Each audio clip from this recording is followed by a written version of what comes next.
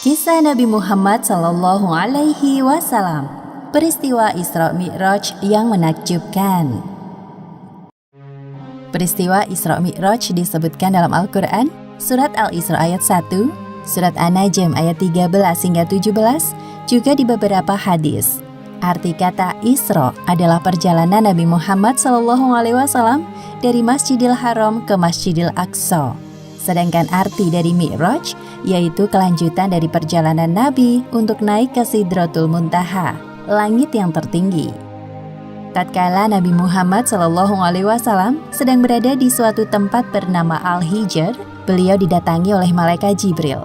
Jibril hendak mengajak Nabi ke sumur Zam-Zam yang terletak tidak jauh dari Ka'bah. Di tempat inilah Jibril membelah dada Nabi Muhammad untuk kedua kalinya.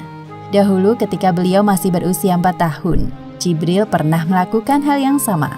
Wahai Nabi, tenangkan dirimu dan berbaringlah. Aku akan mensucikan hati dan jiwamu.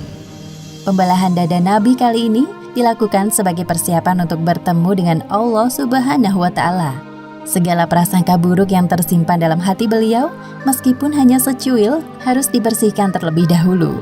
Ketika dirasa telah cukup, Jibril mengembalikan keadaan seperti semula, seolah-olah tidak terjadi apa-apa. Ketika Nabi membuka mata, beliau melihat ada seekor hewan menyerupai kuda, lengkap dengan pelana dan tali kekangnya. Hewan bernama buruk tersebut terakhir ditunggangi Nabi Isa sekitar 500 tahun yang lalu. Kecepatan buruk sejauh kedua mata memandang. Wahai buruk, sebaik-baik orang yang menunggangimu adalah Muhammad. Engkau sungguh beruntung kali ini. Nabi Muhammad duduk di punggung buruk, melewati Masjidil Haram menuju Masjidil Aqsa di Palestina.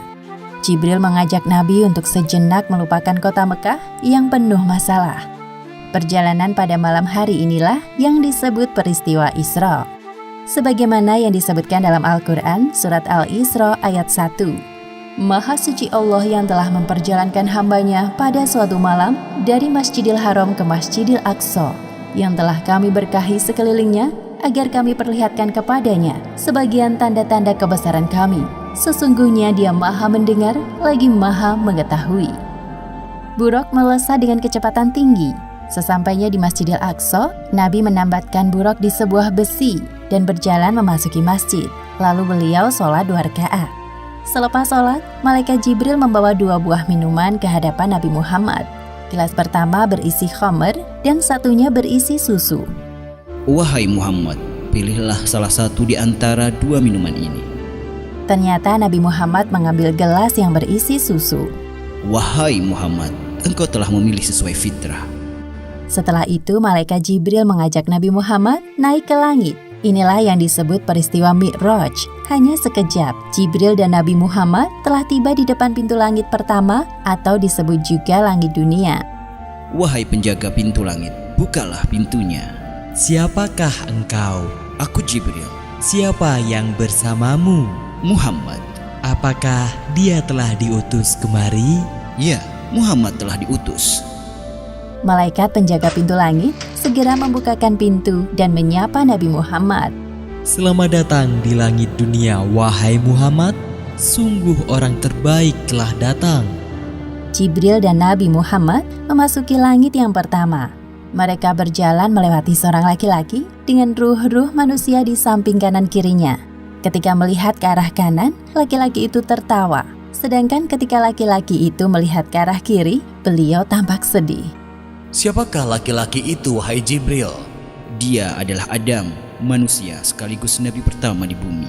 Ucapkan salam kepadanya. Nabi Adam yang mengetahui kedatangan Nabi Muhammad langsung mengenali beliau dan menyapa dengan hangat. Assalamualaikum warahmatullahi wabarakatuh. Waalaikumsalam warahmatullahi wabarakatuh. Selamat datang, wahai putraku yang soleh. Malaikat Jibril menjelaskan penampakan para ruh di sekitar Nabi Adam kepada Nabi Muhammad.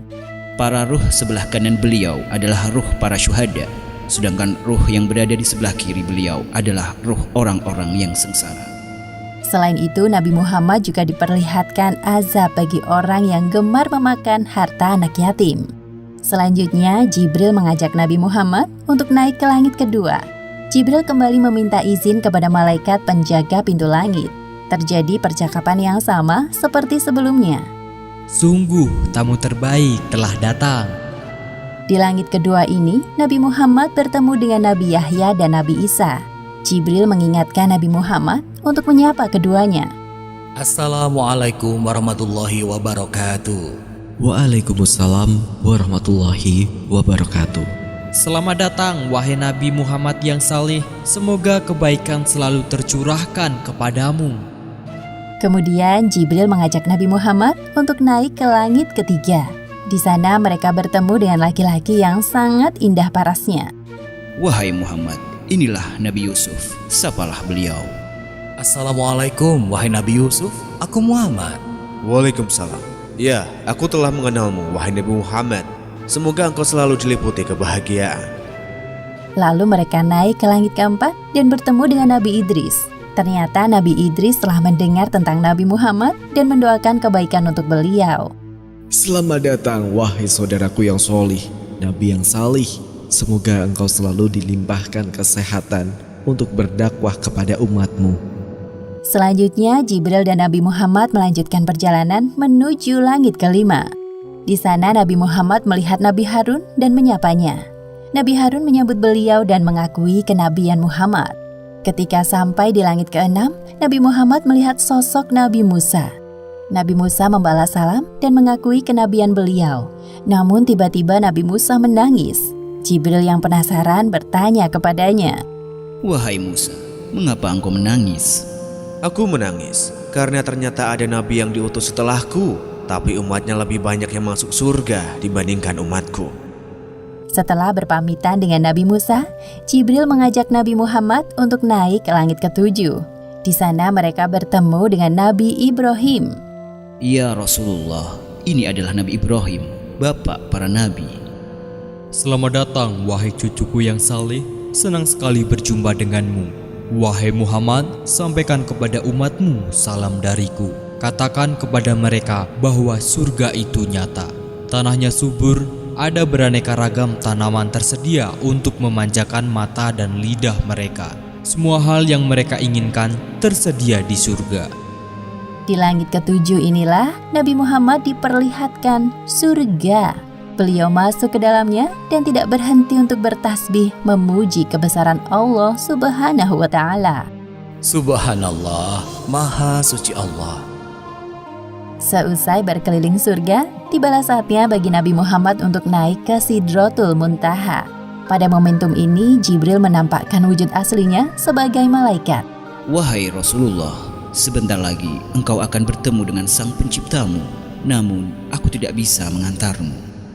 Sebagaimana yang disebutkan dalam Al-Quran Surat An-Najm ayat 13 hingga 18. Dan sesungguhnya Muhammad telah melihat Jibril itu dalam rupanya yang asli pada waktu yang lain, yaitu di Sidratil Muntaha. Di dekatnya ada surga tempat tinggal. Muhammad melihat Jibril ketika Sidratil Muntaha diliputi oleh sesuatu yang meliputinya. Penglihatannya, Muhammad tidak berpaling dari yang dilihatnya itu dan tidak pula melampauinya. Sesungguhnya dia telah melihat sebagian tanda-tanda kekuasaan Tuhannya yang paling besar. Tiba-tiba Nabi Muhammad dinaikkan lagi menuju Allah Subhanahu wa Ta'ala. Tubuhnya mendekat kepadanya dalam jarak yang tidak jauh. Namun Nabi Muhammad tidak dapat melihat Allah Subhanahu wa Ta'ala secara langsung. Beliau melihat Allah Subhanahu wa Ta'ala dengan hatinya. Pada saat itulah Allah Subhanahu wa Ta'ala mewajibkan hambanya untuk sholat 50 kali sehari semalam. Setelah Nabi Muhammad menerima tugas dari Allah Subhanahu wa Ta'ala, beliau turun. Di langit ke-6, Nabi Muhammad berjumpa dengan Nabi Musa. Mereka saling berbincang. Wahai Nabi Muhammad, apa yang Allah perintahkan kepadamu? Sesungguhnya Allah Subhanahu wa Ta'ala mewajibkan kepada umatku untuk sholat 50 kali sholat sehari semalam. Kembalilah wahai Muhammad, mintalah keringanan kepada Allah. Aku yakin umatmu akan keberatan dengan hal ini. Nabi Muhammad mulai berpikir dan meminta pendapat Jibril. Sedangkan Jibril menyetujui apapun keputusan Nabi. Akhirnya Nabi Muhammad kembali naik untuk menghadap Allah. Nabi Muhammad meminta keringanan untuk umatnya. Maka Allah Subhanahu wa Ta'ala meringankannya menjadi 10 waktu sholat. Kemudian Nabi Muhammad kembali ke langit ke-6 dan bertemu dengan Nabi Musa. Mendengar jawaban dari Nabi Muhammad, Nabi Musa menyuruh beliau untuk meminta keringanan lagi.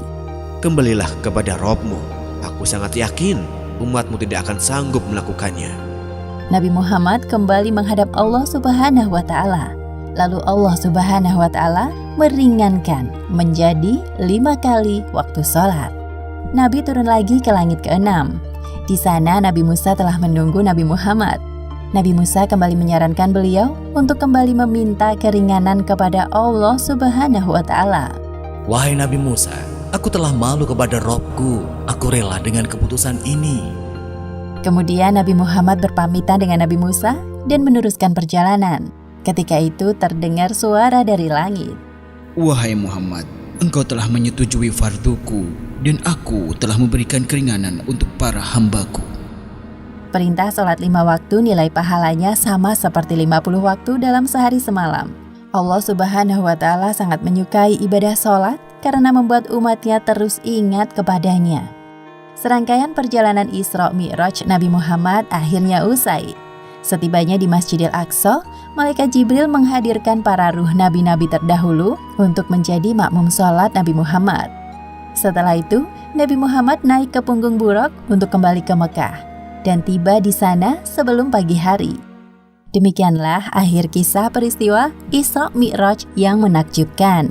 Hikmah yang dapat kita ambil dari kisah ini diantaranya: pertama, peristiwa Isra Mi'raj merupakan sebuah penghormatan dan penghibur bagi Nabi Muhammad setelah ditimpa ujian yang bertubi-tubi, seperti ditinggalnya Abu Thalib, Khadijah, penyerangan penduduk Taif. Namun beliau berhasil melewati semua itu dengan sabar dan tawakal. Kedua, hendaknya kita bergegas melaksanakan sholat ketika telah masuk waktu, karena Nabi Muhammad telah meminta keringanan kepada Allah Subhanahu wa Ta'ala untuk sholat hanya 5 kali sehari semalam. Wallahu a'lam bishawab.